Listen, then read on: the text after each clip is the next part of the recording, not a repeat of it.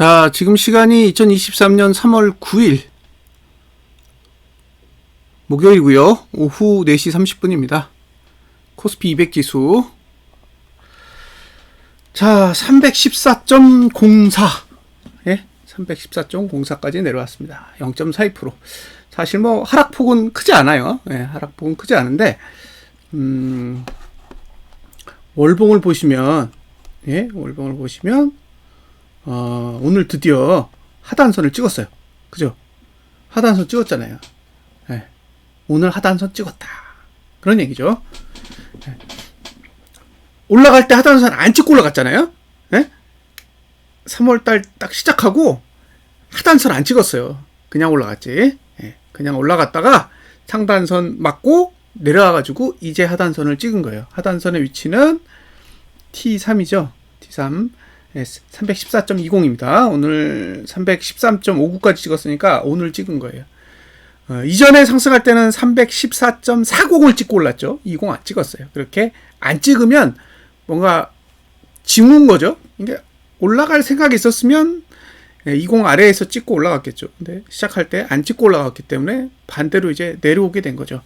근데 내려왔을 때 이게 이제 위에 사용한 봉이 없으면, 그죠? 이게 올라가는데 상관이 없는데 이미 갔다 왔잖아요. 네? 319.57 위로 갔다 왔기 때문에 이제 상단선을 쓰고 나서 하단선을 찍는 거라 이걸 누르고 내려갈지 다시 반등할지는 지켜보셔야 됩니다. 그러니까 하단선을 찍으면 올라간다, 이런 개념만 존재하는 게 아니에요. 상단선을 찍고 왔기 때문에 충분히 누르고 내려갈 수 있다는 거죠. 자, 오늘이 목요일이고 지난주에 3월달이 2거래일 있으니까 총 6거래일을 썼어요. 22거래일 중에 6거래일을 썼는데 지금 거래량은 몇 프로냐? 예, 거래량은 32.44입니다. 그러니까 오늘 기준이면 30%가 나오면 안 되죠. 왜냐면 22거래일이기 때문에 20거래일 기준으로 해도 30%예요. 그러니까 20거래일 기준으로 해도 지금 2.44%가 증가한 거고, 더군다나 2거래일이 더 있잖아요. 그러니까 2거래일 플러스 2.44%가 거래량이 증가하고 있는 거예요. 주봉은 거래량 증가했습니다. 네, 거래량 증가했어요. 보시다시피. 자, 이렇게 생겼습니다. 보이시죠? 네, 그러니까 월봉과 주봉은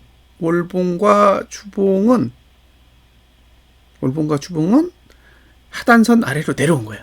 하단선 아래로 내려왔기 때문에 이제 매수자는 고민을 해보세요.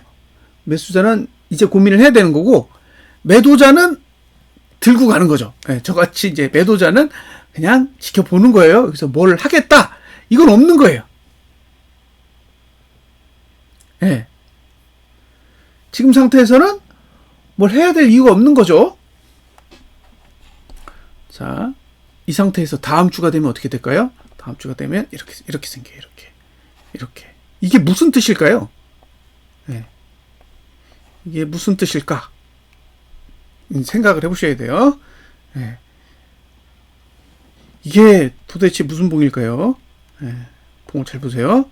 하단선이 있나? 없어요. 네. 이 정도면 하단선이 없는 겁니다. 그러니까 지금 상태로 끝난다면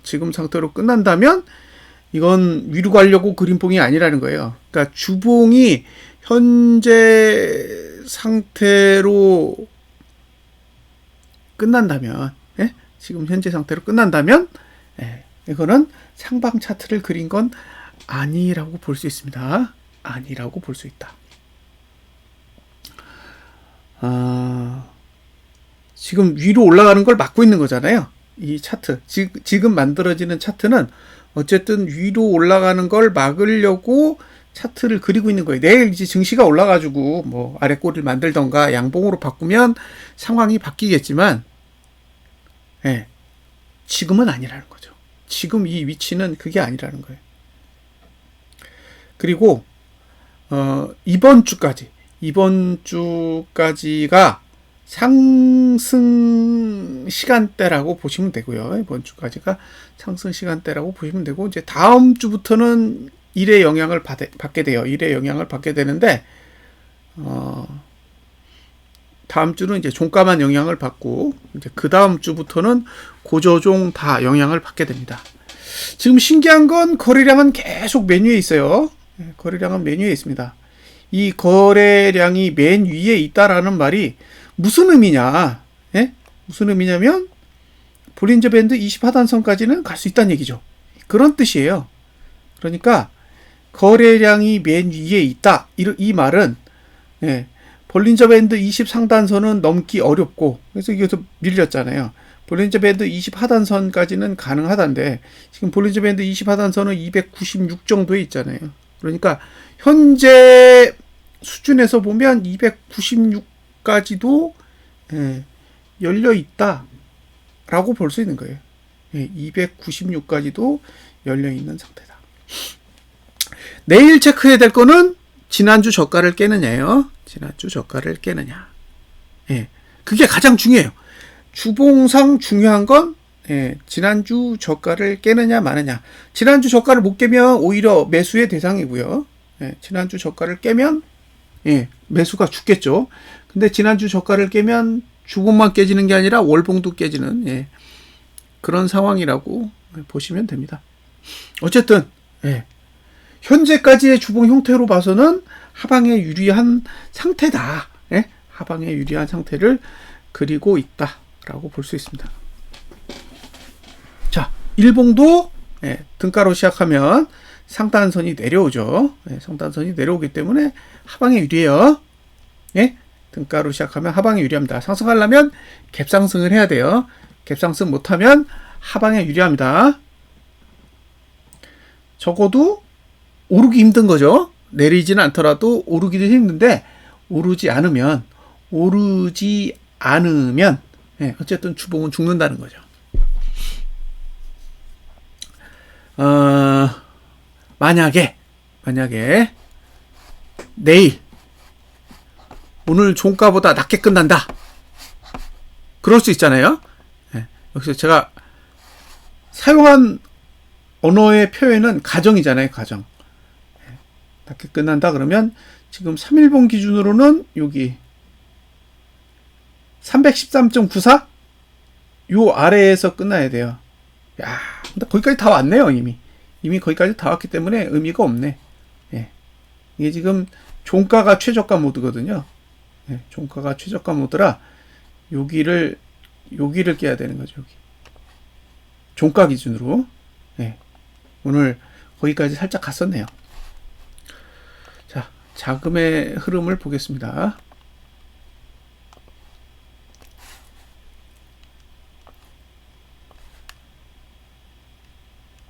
자, 오늘 개인이 3,598억을 샀고 외국인이 9,732억을 팔았고 기관이 5,808억을 샀습니다. 오늘 특이한 건 외국인이 9,732억의 현물을 팔았다는 거예요. 지금까지 1월부터 3월 9일 현재까지 이 정도 현물 매도를 한 적이 없었을걸요. 제 기억이 맞다면 없습니다. 오늘 정말 엄청난 현물을 팔았다는 거죠. 그렇게 보여요. 그래서 지금 상황이 어떻게 됐느냐? 상황이 이렇게 됐어요. 외국인은 현물이 1947억만 남았습니다. 이번 달 3월달 들어서 1947억 남았어요. 그리고 개인은 841억 매도예요. 그러니까 매도세가 없다는 얘기죠. 지금 지수가 올라가려면 개인이 현물을 팔아야 된다고. 개인이 현물을 왕창 팔아야 올라가는데 안 판다는 얘기예요. 그리고 반대로 올라가려면 외국인이 현물을 담아야 되는데 외국인도 현물을 안 담아. 지금 그렇게 된 거예요. 오늘의 이 만기일에 0.42% 내린 거는 사실 하락폭 치고는 뭐 그다지 유의미하지 않다는 거예요. 그럴 수도 있는 거죠. 근데 그 하락폭을 떠나서 지금 자금은 완전히 다 뒤집어진 거죠. 지금 자금의 흐름 자체는 완전히 뒤집혀진 상태라고요. 이제 그 부분이 유의미하다는 거예요. 제가 주장하고 싶은 내용은 그런 겁니다. 지금 뭐 0.42% 내렸으니까 이게 하방에 유리해. 이게 아니라 개인이 이틀 전만 해도 1조 3천억대의 매도를 들고 있었고 외국인은 1조 1천억대의 매수를 들고 있었는데 불과 2거래일 만에 1조 3천억이 다 없어졌어요. 네? 1조 3천억이 다 없어졌다고. 이 정도 속도로 현물을 매수한다 그러면 이게 쌍방으로 가기에는 쉽지 않을 거란 얘기예요. 이 이야기를 하고 싶은 겁니다. 오늘은 선물은 만기라 다 없어졌어요. 그러니까 지금까지 외국인이 뭐 누적으로 뭐 쌓았느니 안 쌓았느니 그거 다 필요 없어요. 다 제로 세팅이에요. 그럼 남은 건 현물만 남았는데 현물이 이렇다는 거예요. 자, 내일 만약에 지난주 저가를 깬다. 지난주 저가를 깨면 지난달 저가도 깨지죠. 그 지난달 저가가 깨졌을 때 개인이 현물을 매수한다? 그러면 반등이 오지 않을 가능성도 염두에 두셔야 된다는 거죠. 그게 제가 주장하고 싶은 내용입니다. 지금 두 달 동안 아무 일도 없었어요. 아무 일도 없었습니다. 그러니까 1월 종가 대비해서 지금 오른 거 하나도 없어요. 오히려 내렸지. 흔들기만 했단 말이에요. 이게 상승이냐 하락이냐 그거 별로 안 중요하다는 거예요. 계속 뭐 이게 상승장이니 하락장이니 맨날 그 얘기하고 있잖아요. 횡보지. 이게 상승이다 하락이다 이야기할 거리가 뭐가 있어요. 횡보하는데.